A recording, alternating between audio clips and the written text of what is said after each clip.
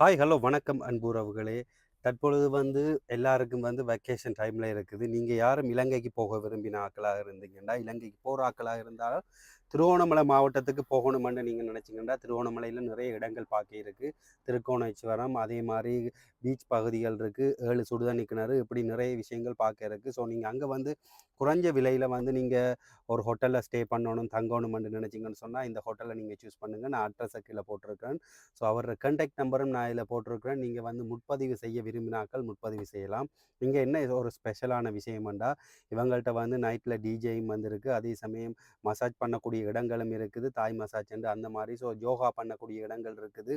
So நைட்டில் DJ அந்த மாதிரியான ப்ரோக்ராம்களும் நடக்குது.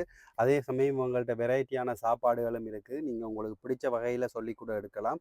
குறைந்த செலவில் நீங்கள் இந்த ஹோட்டலில் தங்கக்கூடிய இருக்கும். இன்னும் ஒரு முக்கியமான விஷயம் என்றால், இந்த வீடியோவை பார்க்குற நீங்கள் 10% என்று கொமெண்டில் பண்ணுங்கள். அந்த கொமெண்டை நீங்கள் ஸ்க்ரீன்ஷாட் அடித்து அவருக்கு அனுப்பினீங்கன்னு சொன்னால் உங்களுக்கு 10% கழுவி கொடுக்கப்படும். அது இந்த வீடியோவை பார்க்குறாங்களுக்கு மட்டும். அதில் கொமெண்ட் பண்ணி கண்டிப்பாக நீங்கள் ஸ்க்ரீன்ஷாட் அனுப்பினீங்களா. ஸோ இலங்கைக்கு நீங்கள் போங்க. திருவோணமலையில் நிறைய இடங்களை சுற்றிப்பாங்க, பாருங்கள். அந்தளவுக்கு நிறைய இடங்கள் இருக்குது. ஸோ உங்களோட அனுபவம் எப்படி இருந்ததுன்னு கண்டிப்பாக மறக்காமல் எனக்கு கொமெண்ட் செக்ஷனில் பதிவு செய்யுங்க.